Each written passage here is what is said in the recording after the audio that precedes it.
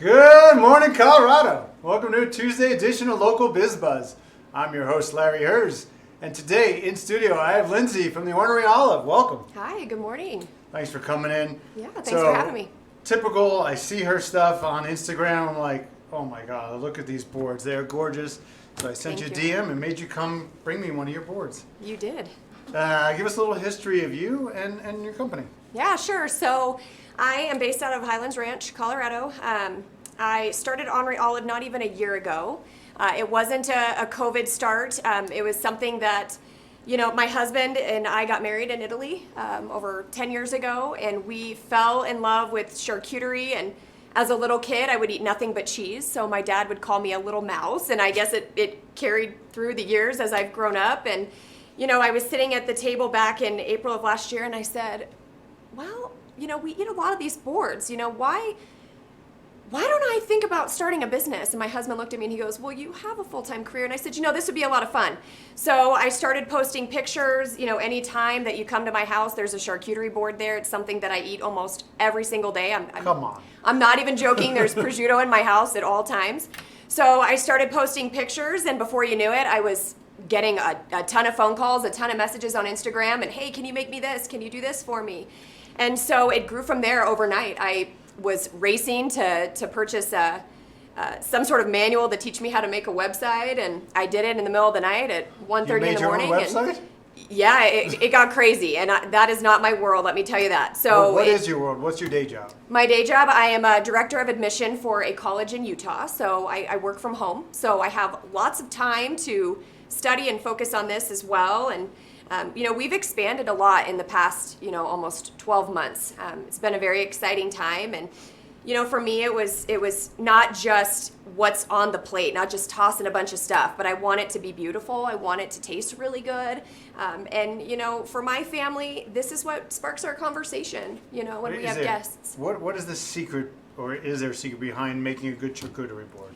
I think the pairing is really important, but also the ingredients. You want to buy top-notch ingredients. My cheeses, they're anywhere between $25 to $30 a pound. We don't skimp on ingredients. We don't put things on here that are about to sour. Ultimately, what I'll do is I'll literally look at every olive and every grape and make sure that it's top-notch quality before I put it on a board. And I don't have a plan really ever. It's what's fresh. It's what looks good to me. And so you just start going like that and dropping stuff and moving stuff around? Yeah, I have a little bit of a process, yes, in terms of placement. But other than that, it just comes from me every time I make it.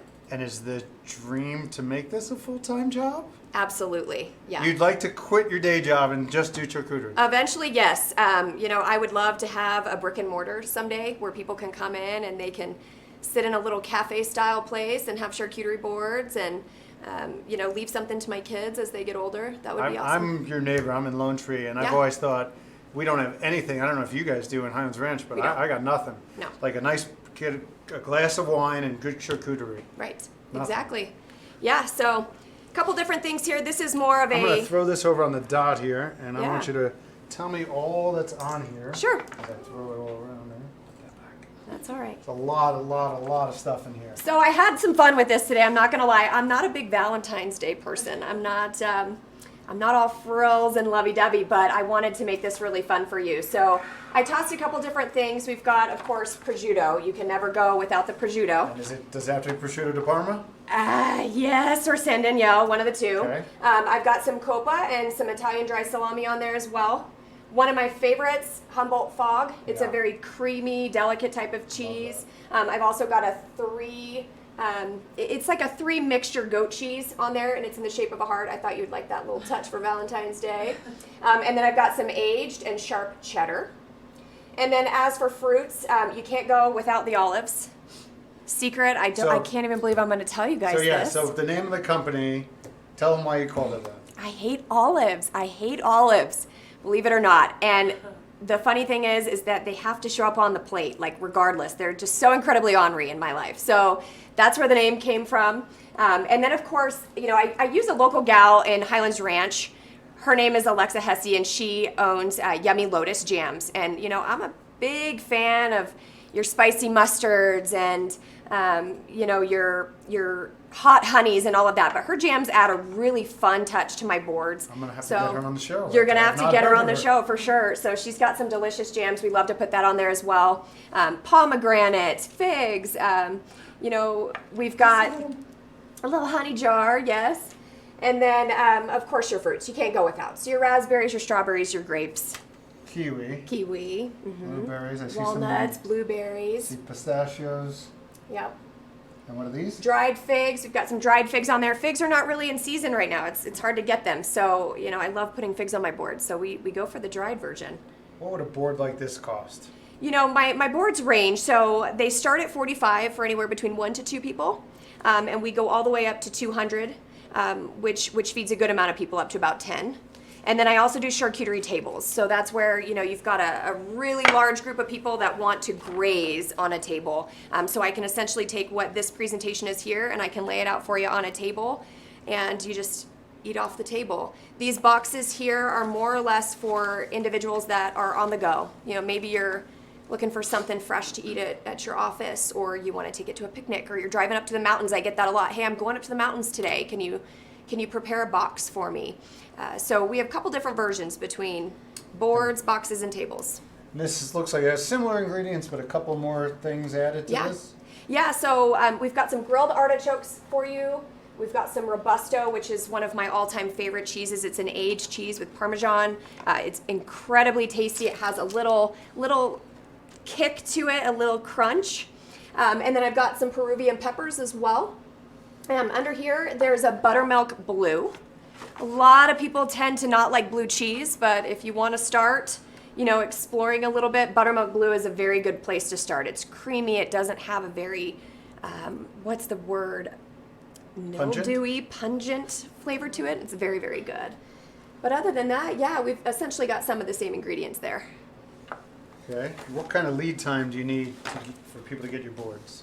I'm at the market 2-3 times a day, so you can usually catch one in the same day if you absolutely need it. Larger boards, I do ask 24 hours notice. But, I'm flexible. I operate out of a commissary kitchen, so I have access to a lot of things. Well, you're not making it at home. No, no. In Colorado, you have to operate out of a commissary kitchen in order to be licensed, which we're fully licensed and insured. Okay. Yeah. Very nice. Yeah. What's your website? It's orneryolive.com. Okay. Instagram, Orneryolive, and Facebook, Orneryolive as well. Jump on there, follow us. We've got lots of pictures of boards and shout out different ingredients and celebrate different events. So we'd love to have you join and follow along. You want to say hi to your husband and kids? Yes, good morning. I'm sorry that I'm not there with you today to take you to school, and your dad's doing it by himself, but he'll be just fine. So basically, they'll be missing clothing and articles, and he's pretty good. He's good. He's very good, and what's so funny is Oh, not me.